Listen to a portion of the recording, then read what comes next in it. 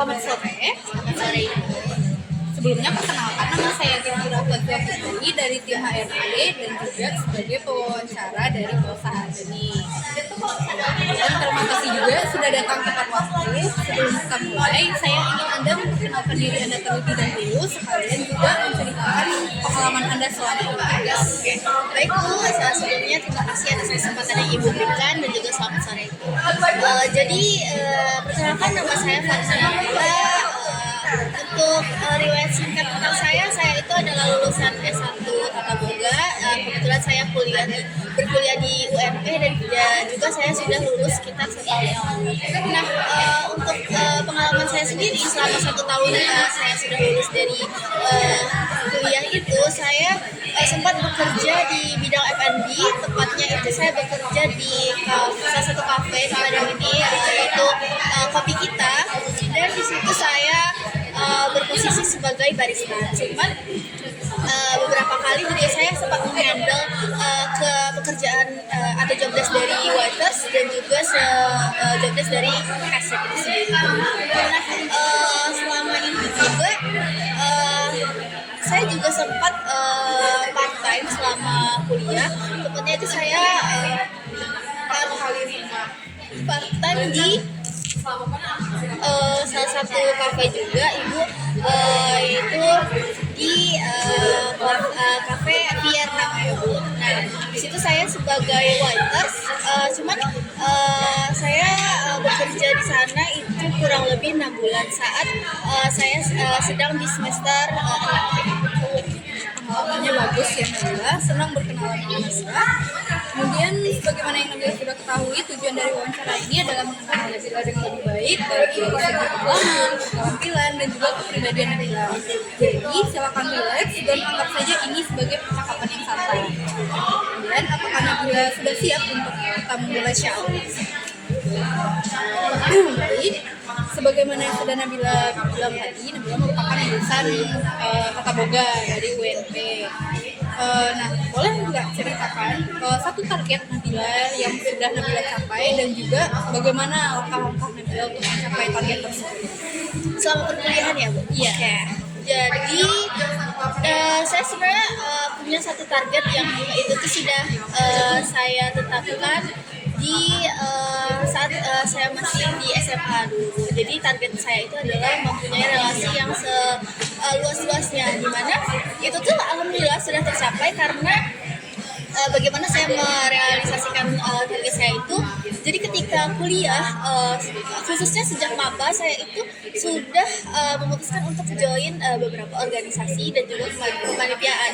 Di mana organisasi yang saya ikuti itu tuh ada BEM dan juga HIMA.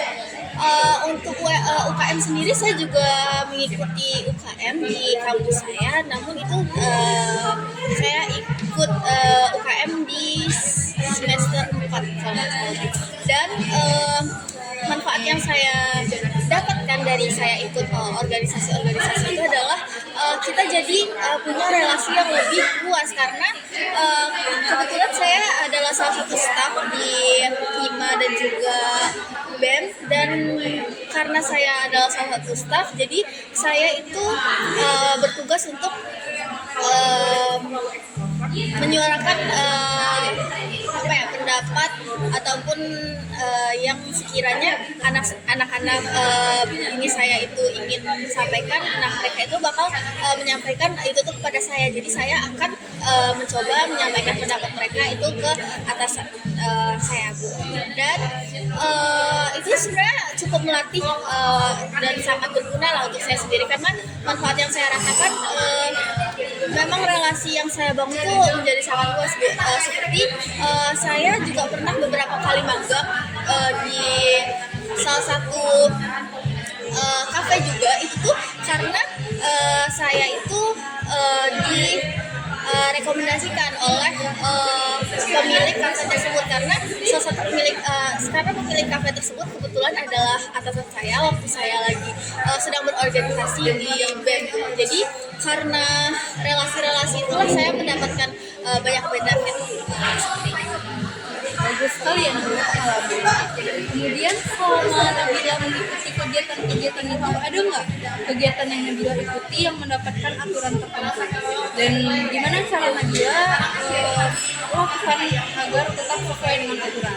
Oke, untuk aturan mungkin segala sesuatu yang kita ikuti pasti ada aturannya kan. Dan sebelum kita memutuskan untuk masuk ke dalam organisasi ataupun kepanitiaan ataupun volunteer, pasti ada aturan yang ditetapkan agar keberlangsungan acara ataupun organisasi itu berjalan dengan baik. Nah, jika kita sudah memutuskan untuk masuk ke dalam suatu organisasi ataupun kepanitiaan ataupun event, pasti kita juga sudah memberikan konsen kalau misalnya kita akan mentaati aturan-aturan tersebut. Nah, untuk saya sendiri, jujur Bu, saya ini adalah seseorang yang mudah lupa. Namun, bagaimana saya mengatasi kelupaan saya itu? Jadi setiap harinya itu saya akan membuat to-do list, di mana saya akan mencatat itu di notes kecil ataupun di HP, tapi saya lebih sering mencatat di notes kecil dan mencantumkannya di mading kamar saya. Jadi saya bisa ingat apa yang harus saya lakukan, apa yang akan saya lakukan, dan juga apa yang sudah saya lakukan gitu. Nah, untuk aturan-aturan tadi biasanya di organisasi yang saya ikuti itu tuh ada peraturan tertulis dan juga peraturan tidak tertulis. Nah, untuk peraturan tertulis sendiri biasanya saya akan mencetak peraturan tersebut dan menempelkannya di dinding kamar saya. Untuk peraturan tidak tertulis itu saya akan membuat peraturan itu tuh dalam bentuk Word, lalu saya cetak di Kemudian selanjutnya yang ingin saya ketahui adalah pengalaman kamu selama magang. Magang dan hal-hal yang terkait dengan F&B. Yaitu pernah nggak Nabila itu memiliki teman kerja tim yang bersikap tidak efisien? Nah, apa yang Nabila lakukan saat itu? Oke, terkait pengalaman, jujur karena saya sudah adalah beberapa pengalaman kan Bu, di dalam dunia F&B, dan saya sendiri merasakan kalau misalnya nggak semua orang itu bisa sejalan dengan apa yang kita pikirkan gitu kan Bu. Nah, pastinya dalam kerjasama tim itu saya juga beberapa kali menemukan kayak rekan tim yang dia itu nggak mau kerja, ataupun kayak ada satu orang yang terlalu menghandle sehingga yang lainnya itu kayak malas-malasan karena ada merasa digendongkan oleh satu orang ini. Nah, jujur Bu, kalau saya sendiri selama itu masih bisa dibicarakan, saya akan membicarakan hal tersebut. Misalnya ketika saya merasa tugas yang dibagikan, misalnya kita ada dalam satu tim gitu kan Bu, dan kita itu sudah sama-sama bagi tugas. Cuman tugas yang dibagikan itu terasa berat sebelah gitu kan Bu. Dan nanti saya akan berdiskusi dengan teman-teman saya, dan saya akan menyampaikan keberatan saya dalam tugas yang saya emban itu kan Bu. Cuman alhamdulillahnya beberapa selama saya magang, saya itu satu tim dengan orang-orang yang terbuka dan mau untuk diajak berdiskusi. Jadi saya tidak perlu harus kayak bekerja lebih keras lah untuk menyuarakan pendapat saya. Jadi ketika saya bilang saya keberatan, mereka itu juga akan mencari solusi bagaimana tugas itu tuh bisa dibagi sama rakyat. Nabila itu pengalaman yang bagus sekali. Dan selanjutnya itu selama kamu mengambil keputusan, selama kamu bekerja di tempat sebelumnya, itu pernah nggak kamu mengambil keputusan yang berisiko? Dan apa pertimbangan kamu untuk mengambil keputusan tersebut dan bagaimana hasil yang kamu dapatkan? Untuk keputusan beresiko mungkin ini lebih ke kalau saya dalam menyuarakan pendapat ya Bu, karena saya pernah part time di salah satu kafe, dan yang kebetulan juga yang punya itu tuh adalah teman saya kan Bu. Jadi saya melihat ada aturan di kafe tersebut yang kayaknya itu tuh terlalu tidak apa ya Bu, tidak terlalu berat lah untuk diikuti. Karena jadi di kafe saya tempat saya bekerja dulu, untuk yang full time itu Bu, jadi kami masuk yang full time itu tuh masuk jam 9 dan keluar itu harus jam 5. Dan selama itu tuh ada 4 kali absen, Bu. Jadi kami harus absen selama 4 kali. Nah, dulu di kebijakannya kalau misalnya kita lupa untuk absennya itu kan dalam bentuk fingerprint gitu kan, Bu.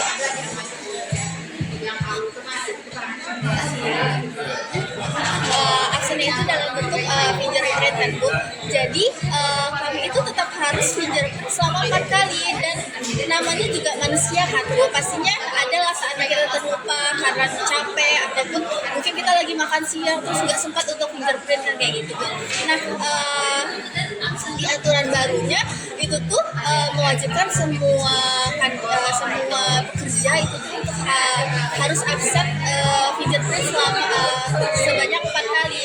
Nah, saya merasa keberatan, Bu, karena 4 kali itu tuh terlalu banyak, dan juga nggak semua kalau misalnya di peraturan itu kalau misal sekali aja kita nggak fingerprint itu tuh akan dipotong gaji, Bu. Jadi kita dianggap nggak hadir lah selama hari itu, karena setelah kita hadir kayak gitu. Nah, saya membicarakan ini kepada atasan saya, walaupun saya tahu ini pasti akan ditentang oleh atasan saya karena ya saya cuman bekerja di situ kan, Bu. Cuman sebelum saya menyampaikan itu ke atasan, saya juga berdiskusi dengan teman-teman lainnya, dan teman-teman setuju untuk menyuarakan pendapat itu tuh ke atasan. Jadi saya sebagai perwakilan dari teman-teman saya mengambil keputusan beresiko itu dan menyampaikan itu kepada atasan saya. Nah, kebetulan atasan saya itu terbuka dengan saran-saran yang diberikan teman-teman yang lainnya, sehingga aturan itu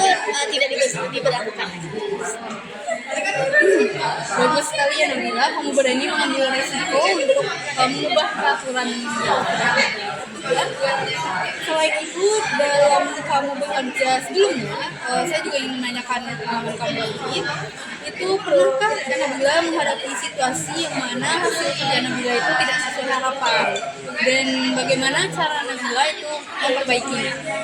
Kalau untuk tidak sesuai harapan sebenarnya banyak ya, Bu, karena kan segala sesuatu itu ya nggak bisa mulus sesuai dengan apa yang kita harapkan.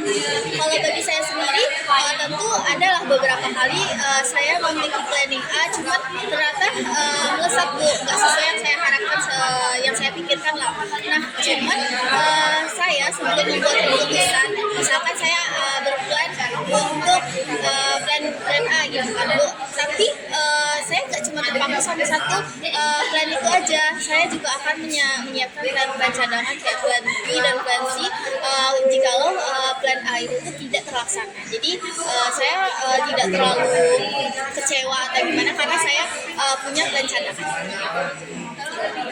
Selanjutnya itu cara Nabila menghadapi customer.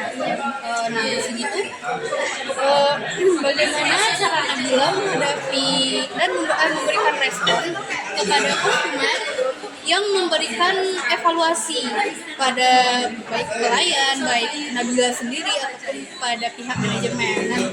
Apa tindakan yang Nabila ambil? Oke, sebenarnya saran dari customer itu kalau di kafe tempat saya bekerja dulu, jadi kami di samping ada tip box itu yang untuk kasih tip, dan di sampingnya itu kami ada kotak saran juga, Bu. Jadi di situ tuh kami ada notes kecil dan bisa diisi oleh siapapun.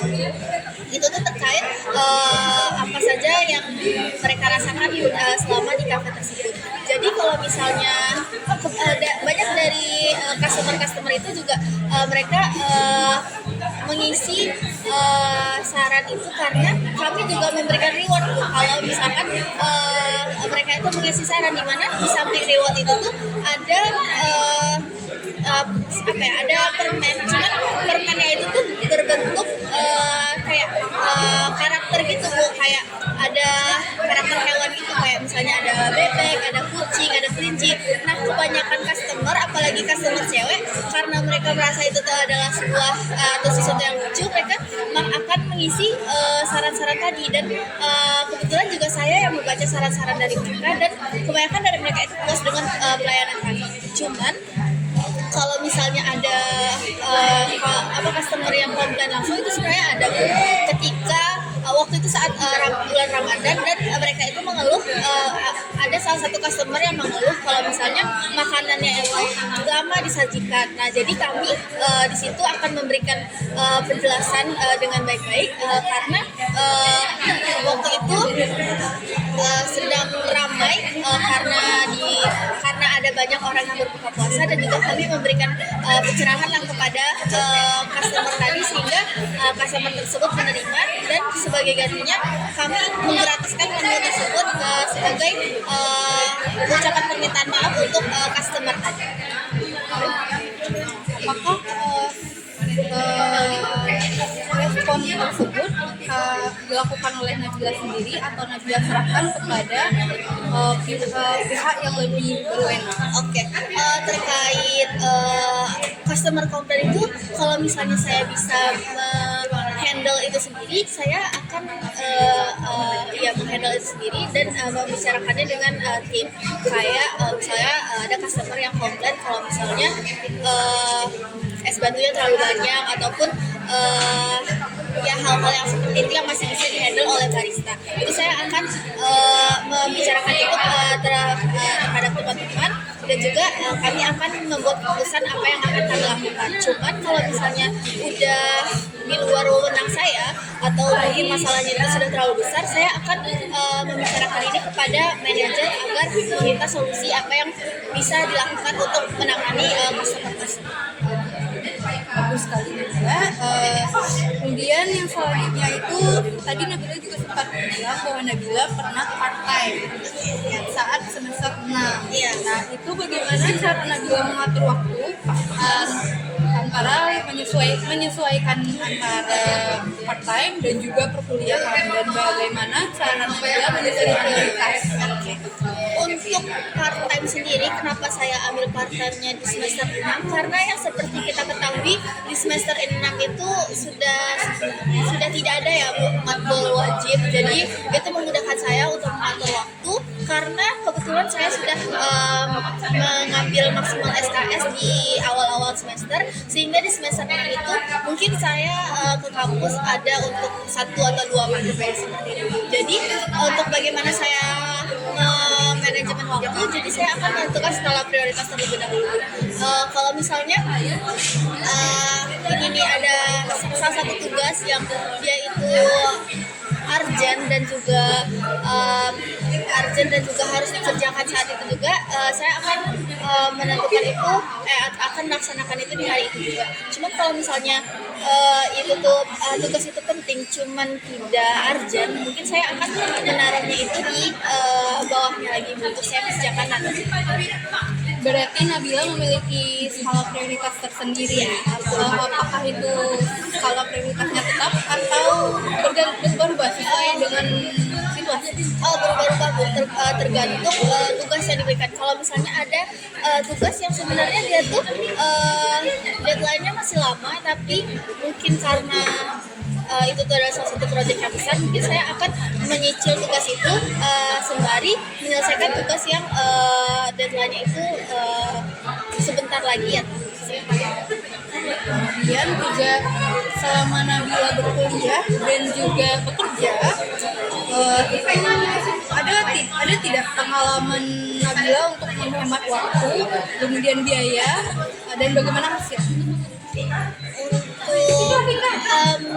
hemat waktu, izin Bu, sebelumnya saya kurang paham untuk pertanyaan ini. Untuk menghemat waktu ini bisa dengan apakah ada Nabila yang seperti tugas kuliah itu yang harusnya deadline-nya seminggu lagi, tapi karena sibuk Nabila memilih untuk mengerjakannya di hari satu, dan bagaimana caranya? Kalau saya sendiri, saya itu bukan tipe orang yang bisa mengerjakan tugas itu mepet-mepet deadline. Jadi saya itu akan membuat hampir mirip dengan skala prioritas, cuman di sini saya akan membuat skala kesulitan tugas tersebut Bu. Jadi misalnya nih dalam satu tugas ada A, B, C yang harus saya kerjakan. Nah, saya itu akan mungkin dalam seminggu ini saya 3 hari atau 2 hari saya akan mengerjakan yang A, terus 2 hari kemudian saya mengerjakan yang B, dan 2 hari kemudian saya mengerjakan yang C. Nah, saya seperti itu Bu. Jadi saya nggak bisa menyelesaikan tugas itu tuh mepet deadline, karena menurut saya itu tuh jadi kurang efektif dan juga kita tidak bisa memaksimalkan apa yang bisa kita berikan di tugas itu. Kemudian juga jika Nabila diterima di perusahaan ini, itu artinya Nabila diberikan tanggung jawab. Dan bagaimana Nabila menilai kemungkinan risiko dari tanggung jawab yang diberikan kepada Nabila? Oke, untuk tanggung jawab sendiri, dalam ketika saya memilih untuk masuk ke dalam perusahaan yang baru ini, tentunya saya juga sudah harus paham tentang tanggung jawab yang saya akan imban nantinya. Dan menurut saya, kalau misalnya saya sudah diterima di perusahaan ini, artinya tanggung jawab atau aturan-aturan yang atau tugas-tugas yang diberikan kepada saya itu adalah salah satu tanggung jawab yang harus saya selesaikan. Dan selama tanggung jawab itu tidak bertentangan dengan nilai dan moral yang saya anut, mungkin itu tidak beresiko menurut saya. Nah, kemudian pernah tidak Nabila selama menetapkan skala prioritas ataupun selama kuliah dan magang atau part time tadi, apakah ada pengalaman di mana Nabila harus memilih antara dua opsi yang sama-sama memiliki resiko? Apa yang Nabila putuskan dan lakukan? Kuliah dan magang ya. Oke. Sebenarnya saya juga pernah mengalami situasi ini, seperti ada perkuliahan saya yang bentrok dengan posisi magang saya. Nah, di situ saya itu menentukan Bu, kalau misalnya saya tidak hadir di salah satu itu tuh mana yang lebih akan berdampak kepada saya. Kalau misal nih Bu, saya tidak hadir di perkuliahan, sedangkan saat itu sedang ada praktikum, tentunya yang lebih beresiko itu ketika saya tidak menghadiri praktikum atau dibanding saya tidak ikut bekerja. Cuman saya nggak pernah sih Bu, kayak misalnya karena ada tabrakan antara bekerja dengan kuliah, jadi saya meninggalkan pekerjaan. Jadi saya tuh sudah memiliki jadwal sendiri dan juga sudah tahu lah kapan saya akan berkuliah, terus kapan saya harus itu menyelesaikan tugas dan lainnya. Jadi sebenarnya nggak ada sih Bu yang sampai kayak saya harus mengorbankan pekerjaan, karena biasanya kalau misalnya saya tuh udah mengetahui dari jauh-jauh hari kalau misalnya saya pekerjaan dan kuliah saya akan bertabrakan, saya akan berganti atau change shift dengan teman saya.